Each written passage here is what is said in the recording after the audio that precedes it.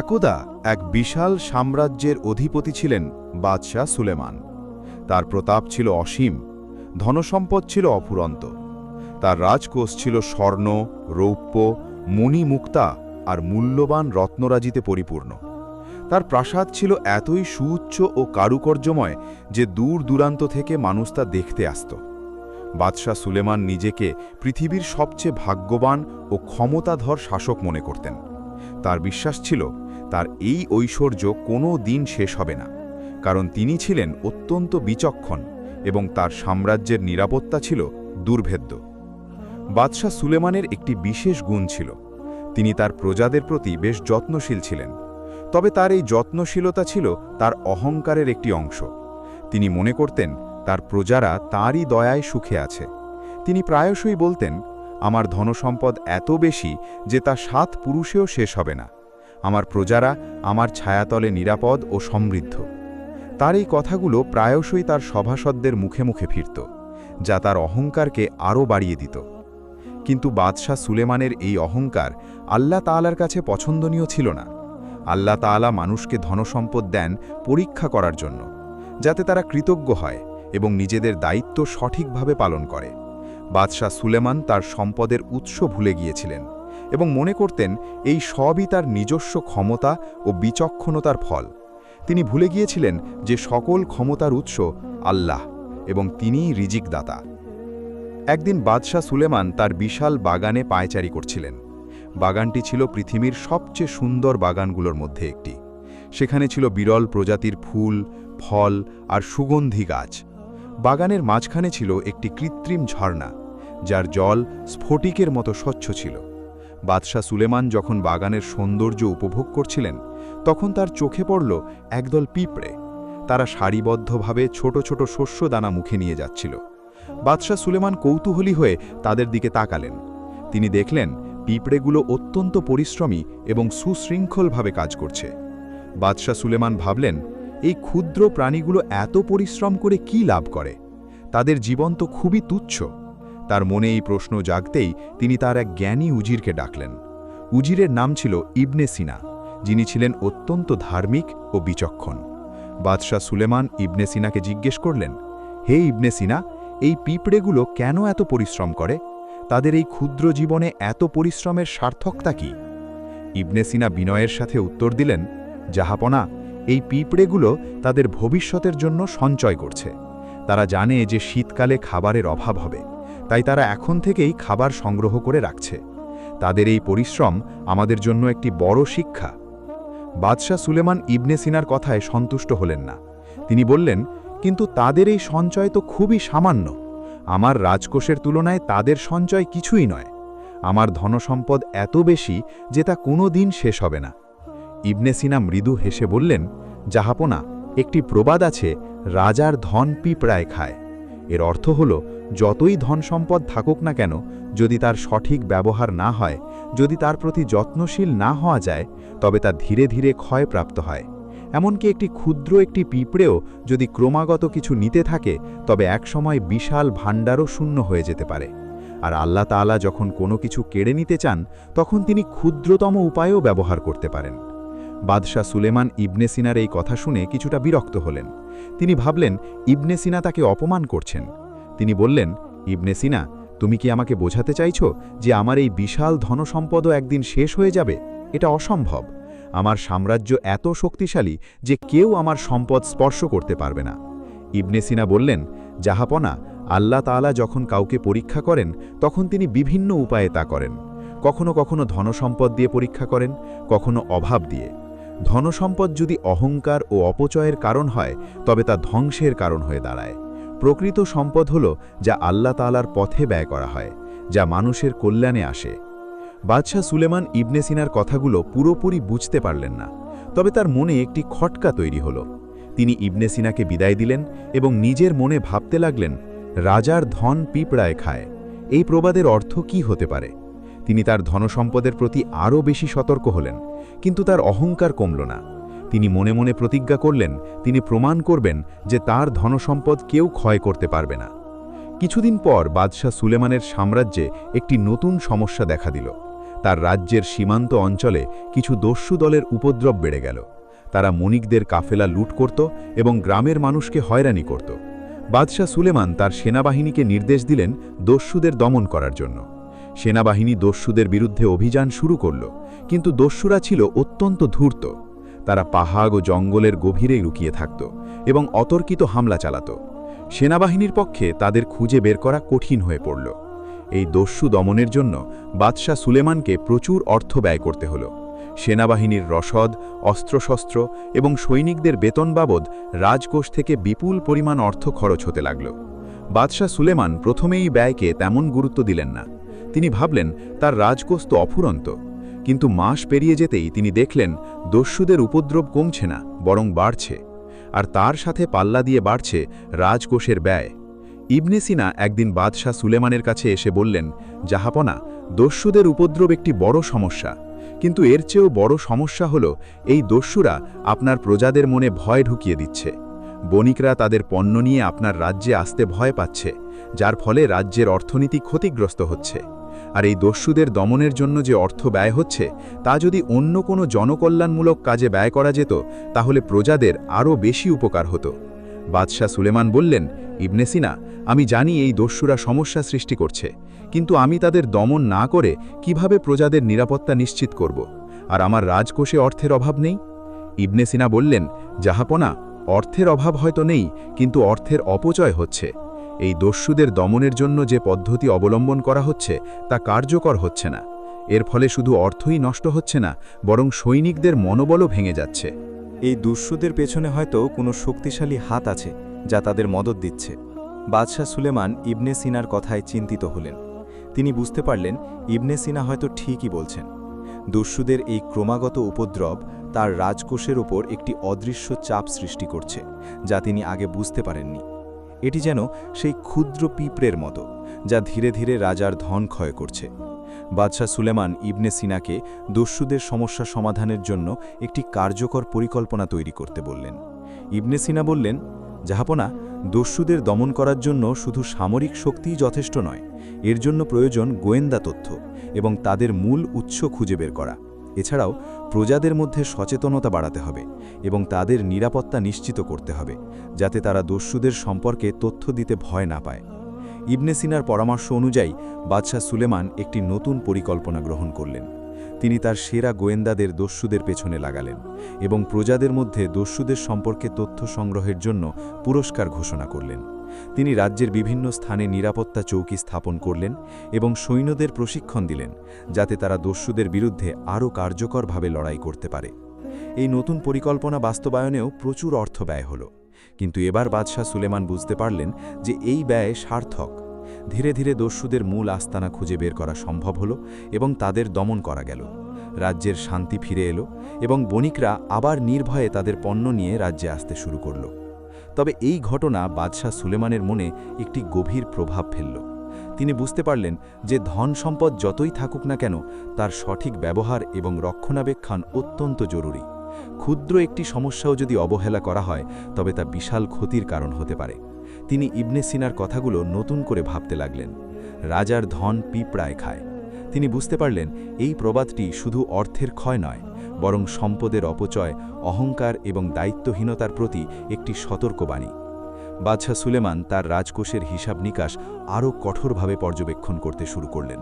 তিনি দেখলেন তার রাজকোষে এখনও প্রচুর ধন সম্পদ আছে, কিন্তু তার একটি বড় অংশ অলসভাবে পড়ে আছে। এই সম্পদ যদি জনকল্যাণে ব্যয় করা যেত, তবে প্রজাদের আরও বেশি উপকার হতো। তিনি সিদ্ধান্ত নিলেন তার সম্পদের একটি অংশ প্রজাদের কল্যাণে ব্যয় করবেন। তিনি রাজ্যে নতুন নতুন রাস্তাঘাট নির্মাণ করলেন, কূপ খনন করলেন এবং গরিব ও অভাবী মানুষের জন্য খাদ্য ও বস্ত্রের ব্যবস্থা করলেন। তিনি শিক্ষা প্রতিষ্ঠান স্থাপন করলেন এবং জ্ঞানচর্চার প্রসারে সহায়তা করলেন। তার এই জনকল্যাণমূলক কাজগুলো প্রজাদের মধ্যে ব্যাপক প্রশংসা কুড়ালো। প্রজারা বাদশাহ সুলেমানকে আরও বেশি ভালোবাসতে শুরু করল। বাদশাহ সুলেমান বুঝতে পারলেন যে প্রকৃত সুখ ও শান্তি ধন সম্পদের প্রাচুর্যে নয়, বরং তার সঠিক ব্যবহার এবং মানুষের কল্যাণে নিহিত। তিনি তার অহংকার ত্যাগ করলেন এবং আল্লাহ তাআলার প্রতি আরও বেশি কৃতজ্ঞ হলেন। তিনি নিয়মিত নামাজ আদায় করতে লাগলেন এবং গরিব দুঃখীদের সাহায্য করতে লাগলেন। তার এই পরিবর্তন তার সাম্রাজ্যে এক নতুন দিগন্ত উন্মোচন করল। রাজ্যের অর্থনীতি আরও সমৃদ্ধ হল, কারণ প্রজারা সুখে ও শান্তিতে ছিল। বণিকরা নির্ভয়ে ব্যবসা করত এবং কৃষকরা তাদের ফসল ফলাত। বাদশাহ সুলেমানের নাম চারিদিকে ছড়িয়ে পড়ল একজন ন্যায়পরায়ণ ও প্রজাবৎসল শাসক হিসাবে। তিনি তার জীবনের শেষ দিন পর্যন্ত প্রজাদের কল্যাণে কাজ করে গেছেন। এই গল্পের মাধ্যমে আমরা শিখতে পারি যে ধন সম্পদ যতই থাকুক না কেন, তার সঠিক ব্যবহার এবং আল্লাহ তাআলার পথে ব্যয় করা অত্যন্ত জরুরি। অহংকার এবং অপচয় ধন সম্পদের ধ্বংসের কারণ হয়। ক্ষুদ্র একটি সমস্যাও যদি অবহেলা করা হয়, তবে তা বিশাল ক্ষতির কারণ হতে পারে। আর আল্লাহ তাআলা যখন কাউকে পরীক্ষা করেন, তখন তিনি বিভিন্ন উপায়ে তা করেন। তাই আমাদের সর্বদা আল্লাহ তাআলার প্রতি কৃতজ্ঞ থাকতে হবে এবং তার নির্দেশিত পথে চলতে হবে।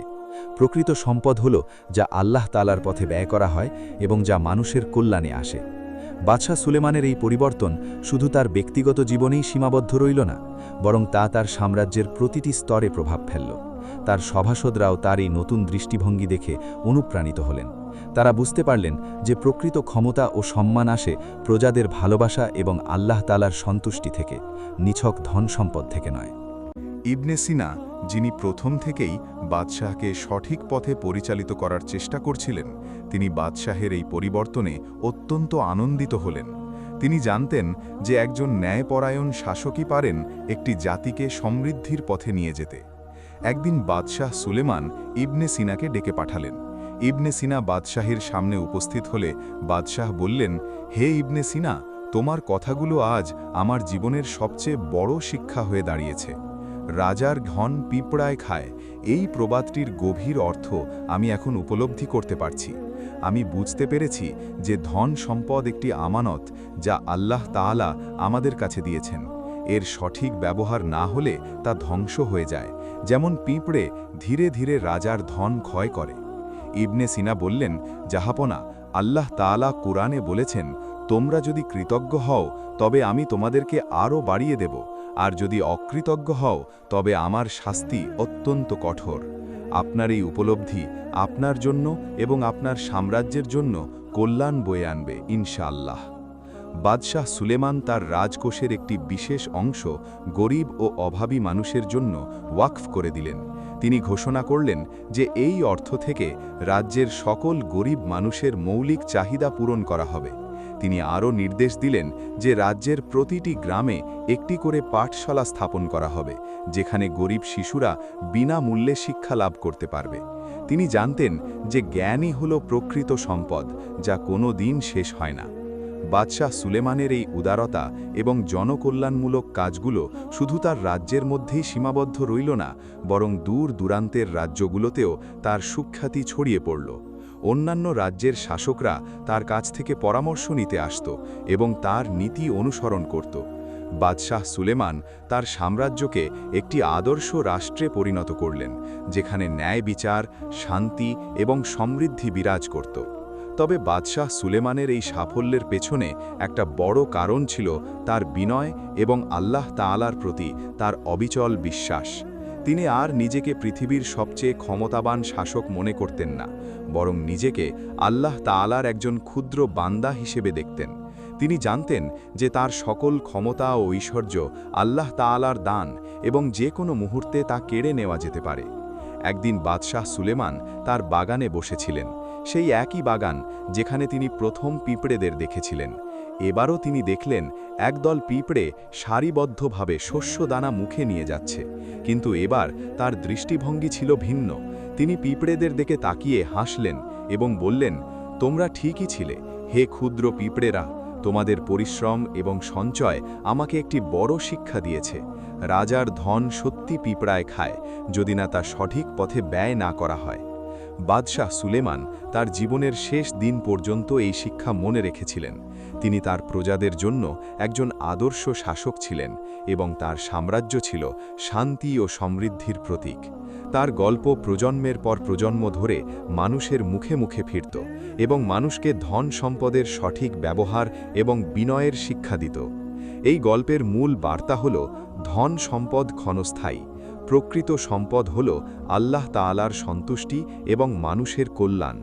যখন আমরা আমাদের ধন সম্পদকে আল্লাহ তাআলার পথে ব্যয় করি এবং মানুষের উপকারে লাগাই, তখনই তা আমাদের জন্য স্থায়ী সম্পদে পরিণত হয়। অহংকার এবং অপচয় আমাদের ধ্বংসের দিকে নিয়ে যায়, আর বিনয় ও কৃতজ্ঞতা আমাদের সমৃদ্ধি এনে দেয়। ইসলাম ধর্মে ধন সম্পদের গুরুত্ব অপরিসীম। ইসলাম ধন সম্পদ অর্জনের অনুমতি দেয়, তবে তা হালাল উপায়ে এবং সঠিক উদ্দেশ্যে। ইসলামে জাকাত, সাদাকা এবং ওয়াকফের মতো বিধান রয়েছে, যা ধন সম্পদকে গরিব ও অভাবী মানুষের মধ্যে বিতরণ করার নির্দেশ দেয়।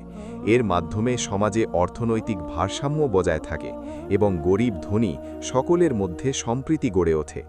বাদশাহ সুলেমানের গল্প আমাদের স্মরণ করিয়ে দেয় যে আমরা যতই ধনী বা ক্ষমতাশালী হই না কেন, আমাদের সকল কিছুর মালিক আল্লাহ তাআলা।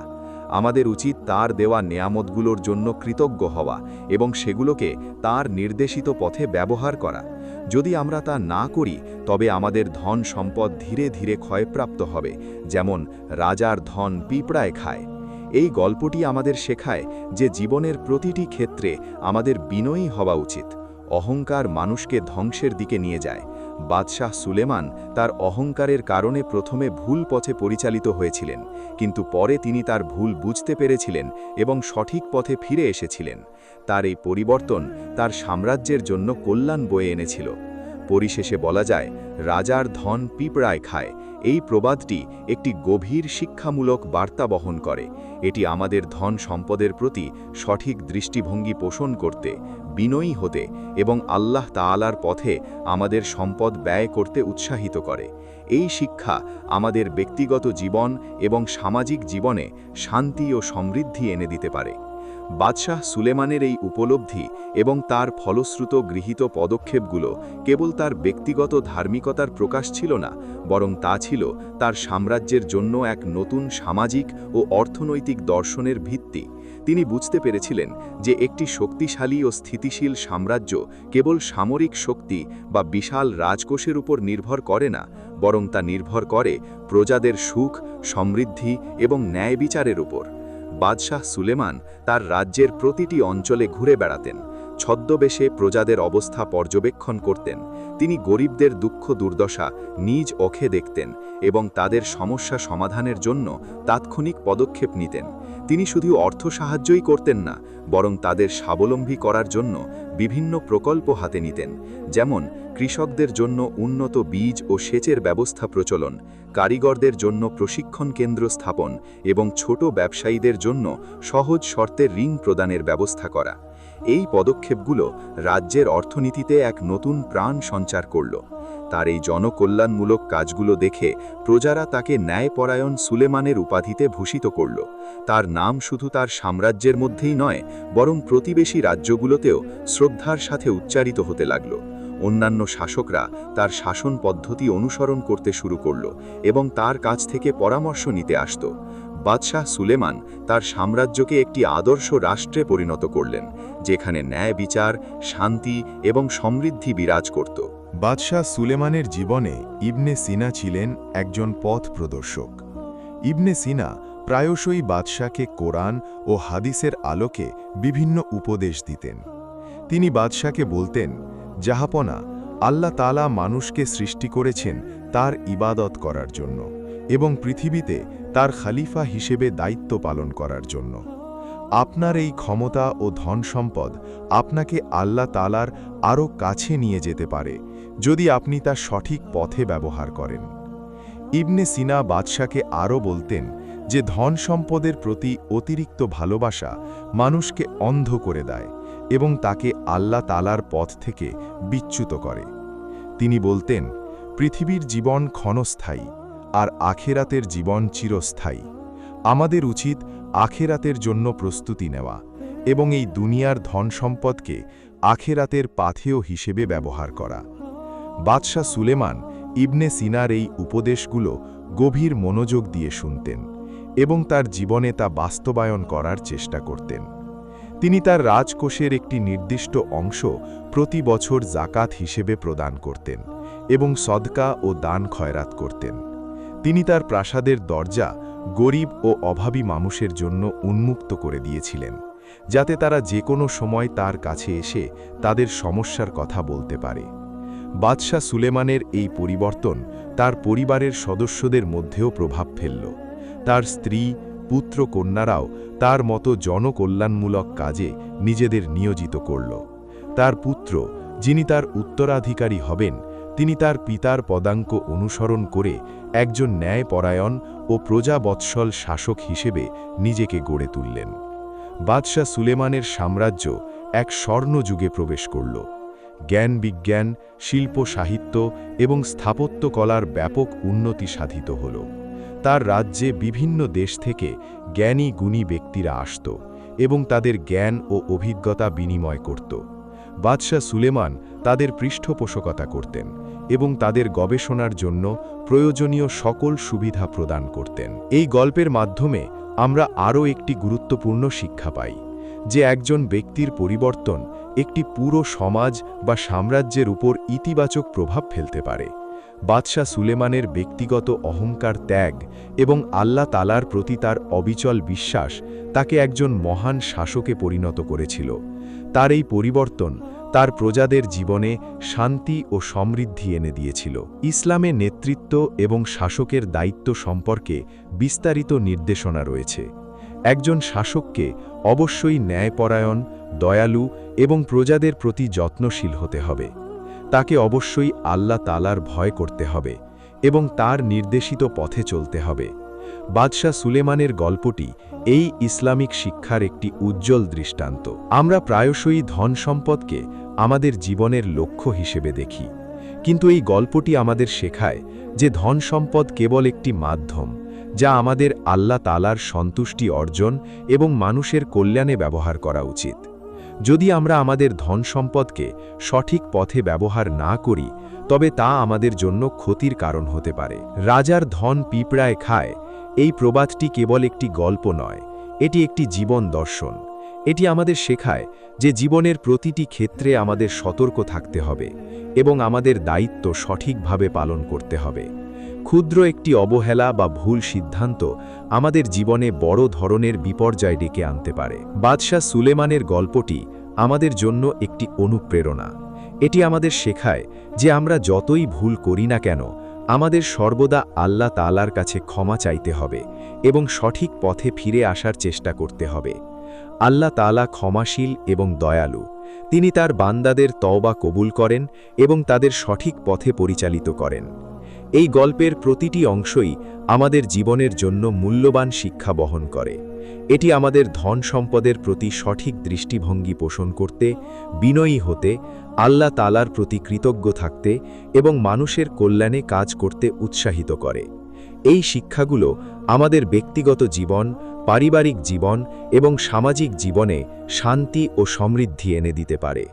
বাদশাহ সুলেমানের মতো আমরাও যদি আমাদের জীবনে এই শিক্ষাগুলো বাস্তবায়ন করতে পারি, তবে আমাদের জীবনও সফল ও সার্থক হবে, ইনশাআল্লাহ।